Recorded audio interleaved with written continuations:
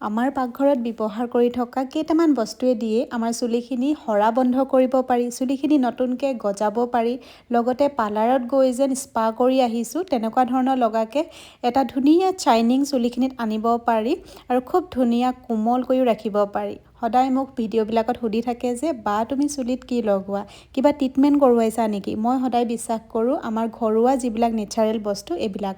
আৰু পাকঘৰত সদায় ব্যৱহাৰ কৰি থকা বস্তু হৈছে পিঁয়াজ, কণী, দৈ এইবিলাকে দিয়ে আমাৰ চুলিখিনি খুব ধুনীয়াকৈ ৰাখিব পাৰি। আৰু আজি মই এটা হেয়াৰ মাস্ক বনাবলৈ লৈছোঁ, সেইখিনি আপোনালোকৰ লগত গোটেই ভিডিঅ'টোত শ্বেয়াৰ কৰিম, ভিডিঅ'টো শেষলৈকে চাব।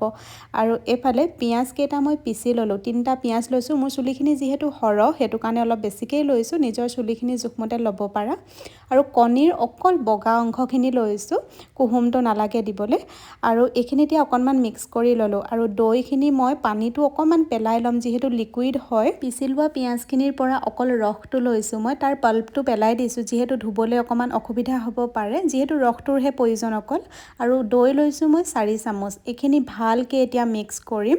আৰু এইখিনি মিক্স কৰিবৰ কাৰণে যদি তোমালোকৰ ওচৰত হেণ্ড ব্লেণ্ডাৰ আছে তেনেহ'লে ব্লেণ্ডাৰটোৱেদি ব্লেণ্ড কৰিবা, তেতিয়া খুব ধুনীয়া এটা স্মুথ পেষ্ট বনি যাব। মানে মোৰ ওচৰত নাই, সেইকাৰণে সেনেকৈয়ে মই মিক্স কৰিলোঁ। এতিয়া ইয়াতে মই দিছোঁ নাৰিকল তেল, আৰু বেলেগ তেলো দিব পাৰা। মই নাৰিকল তেল দিছোঁ, আৰু ৰ'জমেৰী অইল যদি আছে সেয়া দিলে মানে খুব ধুনীয়া গোন্ধাব। কিছুমানে কণীৰ গোন্ধটো সহ্য কৰিব নোৱাৰে যিহেতু, আৰু পিঁয়াজৰ গোন্ধটো খুব ষ্ট্ৰং থাকে, তেনেহ'লে ইয়াতে ৰ'জমেৰী অইল বা ৰ'জ ৱাটাৰ সেয়াও দি ল'ব পাৰা।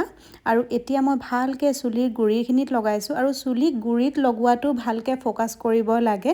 বাকী লেংথতটোতো ইমান বেছি নলগালেও হৈ যায়, একদম গুৰিখিনিত যাতে ভালকৈ লাগে তাৰ কাৰণে এটা কপাহৰ বল লৈ ল'বা, তেতিয়া ভালকৈ লাগিব। এতিয়া মই যিখিনি বাচি আছিলে অলপমান চুলিখিনিত লগাই দিলোঁ লেংথটো। আৰু এতিয়া খোপা এটা বান্ধি ধুনীয়াকৈ ৰাখি থ'ম।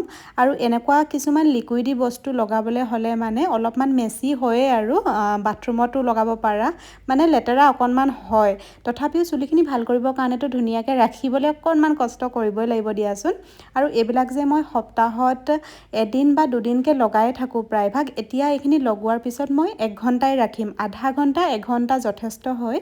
আৰু এয়া ড'ভ ড্ৰাইনেছ কেয়াৰ শ্বেম্পু, আৰু ড'ভ ড্ৰাইনেছ কেয়াৰৰ মই কণ্ডিচনাৰ ইউজ কৰোঁ। আৰু শ্বেম্পুটো সদায় ডাইলিউট কৰি লগাব লাগে দেই। এয়া শ্বেম্পু আৰু অকণমান পানী মিক্স কৰি কেনে তাৰপিছত ধুব লাগে।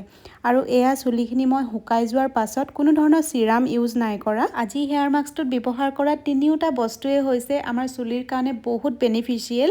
আৰু এগ হৈছে good source of protein. Protein আমাৰ চুলিৰ কাৰণে খুব বেছিয়ে প্ৰয়োজন হয়। আৰু কণী আপুনি চুলি গুৰিত লগালে মানে আমাৰ চুলিখিনিয়ে খুব ধুনীয়াকৈ প্ৰ'টিন পায়, আৰু চুলিখিনি মজবুত হয়, লগতে চুলিখিনি শ্বাইনিং কৰি থাকে। আৰু দৈ হৈছে নেচাৰেল কণ্ডিচনাৰ আমাৰ চুলিৰ কাৰণে, চুলিখিনি ষ্ট্ৰং হোৱাৰ লগতে খুব ধুনীয়া এটা শ্বাইনিং আহে চুলিত।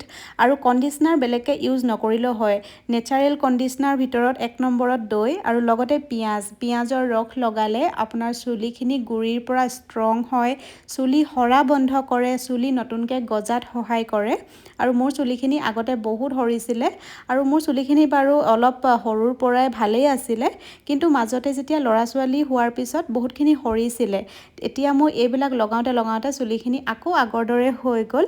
আৰু চুলিত খুব ধুনীয়াকৈ এইবিলাক ইউজ কৰি থাকিব, একোৱেই ছাইড এফেক্ট নহয়। সপ্তাহত এদিন বা দুদিন লগাই থাকিব। নেচাৰেল যিবিলাক বস্তু এইবিলাক বস্তু লগালে মানে ছাইড এফেক্ট নোহোৱাৰ লগতে আৰু ৰিজাল্টটো খুব ধুনীয়া পায়। আৰু এনেকুৱা নহয় যে লগালোঁ আজিয়ে ৰিজাল্ট পাই যাম, ৰেগুলাৰ লগাই থাকিব লাগিব।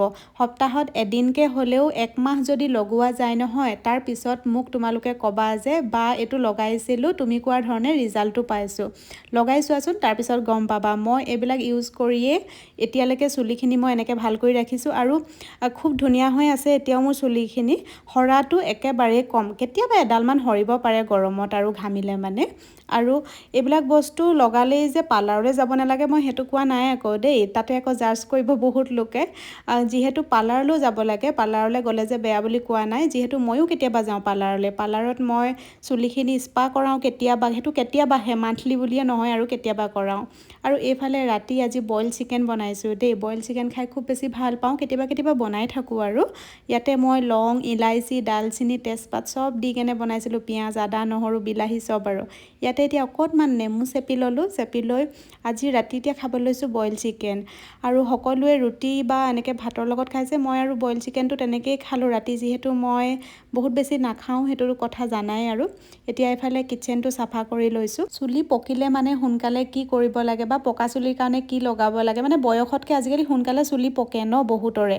তাত কি লগালে ভাল, মোক বহুত কেইটা মানে কমেণ্ট আহি আছিলে। এদিনাখন দেখাম বাৰু দেই, মোৰ বাৰু চুলি পকা নাই বৰ্তমান। চুলি নপকিলেও লগাব পাৰে, সেইটো চুলি পকা মানুহেহে যে লগাব পাৰে তেনেকুৱা নহয়।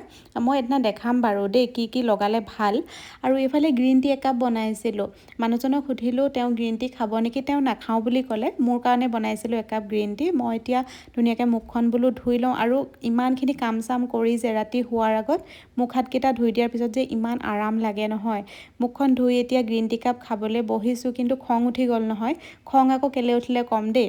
তেওঁক সুধিলোঁ মই গ্ৰীণ টি নাখাওঁ বুলি ক'লে। যেতিয়াই মই গ্ৰীণ টি কাপ থলোঁ ইয়াতে, মই মুখখন ধুই আহোঁ মানে মানুহজনে আধাতকৈ বেছি খাই থৈ দিছে। মোলৈ মানে দুঘোটামান হ'লহে আৰু। বাৰু আজিৰ ভিডিঅ'টো মই এইখিনিতে শেষ কৰিছোঁ। আজিলৈ আহিছোঁ, বাই।